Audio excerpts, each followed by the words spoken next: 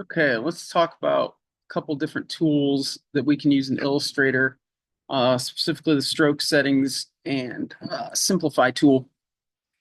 More importantly, for when we are optimizing art, either it could be for transfers, it could be for embroidery, it could be these are steps I use if you're creating separations.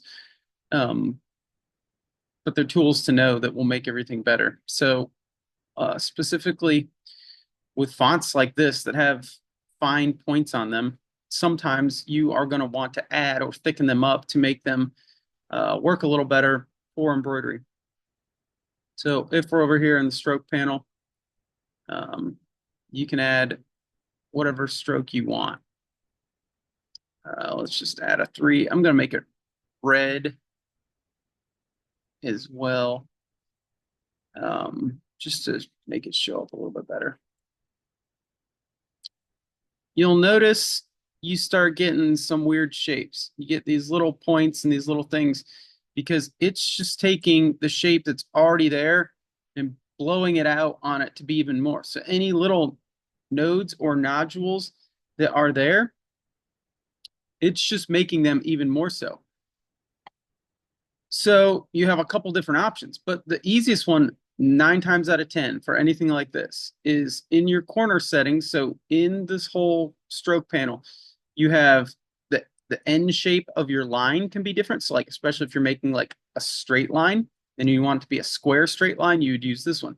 If you want it to be a straight line of a certain width, but you want to have a rounded end, it would be that one. This one makes a straight line, but kicks it off the end of the line. Whereas this one makes a straight end, but ends exactly wherever you put that last anchor point at. So that's one that isn't really too relevant for this one, but they're good to know. This one is the default setting when you put a stroke on something. It makes it a corner.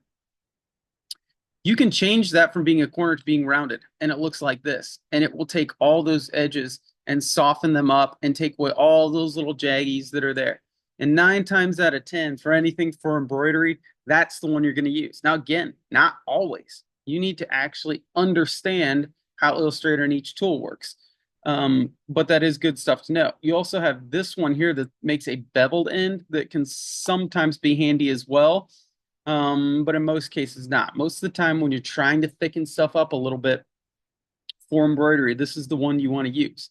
Now, the other thing that's cool is the default setting in this as well is to the center of that stroke that you added. So it goes both ways. You can change this so it only goes to the inside or all the way to the exterior if you truly want it to be another color when you're designing and you're trying to create like outlines around stuff.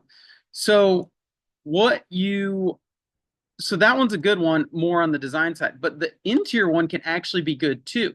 Because say you have a font or something that's actually too thick and you have these pieces that are actually touching together, almost touching, and you want to create a little bit more space there, well, you can use it with that.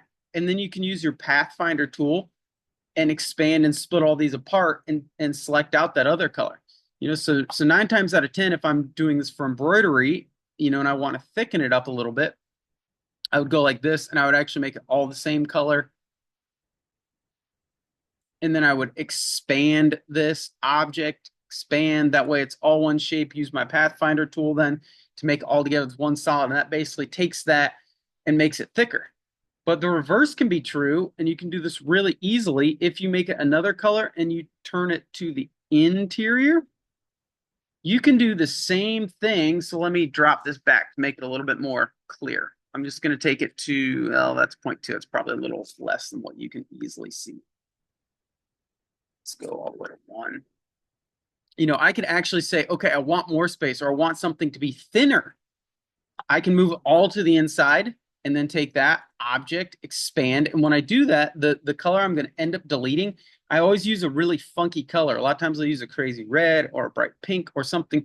Because when I go to my Pathfinder tool then and divide all that, then I can easily go in and select that weird color and grab a piece of it, select same fill stroke, delete. Boom. Now you have things that are thinner instead of just thicker. But those are your different options for the ends of your strokes too, to change them from being jagged edges to rounded edges.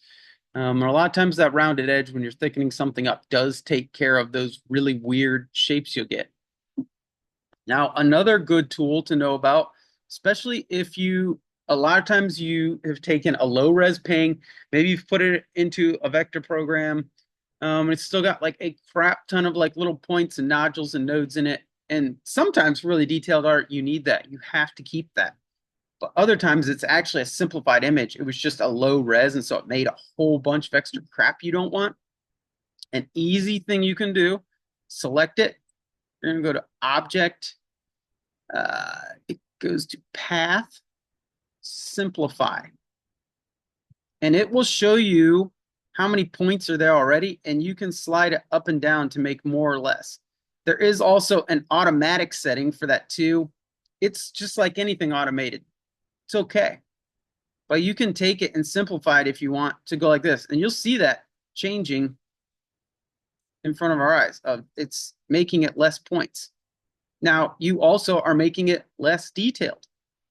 So again, this has to do with like you have to understand what these tools do, and you have to actually be aware and look at your accuracy to create good habits and make sure you're not just following something blindly and doing something and not achieving the result you want to. But if you truly understand how these tools work, and you understand what the client wants, and you understand how the garment decoration processes work, these tools are extremely useful.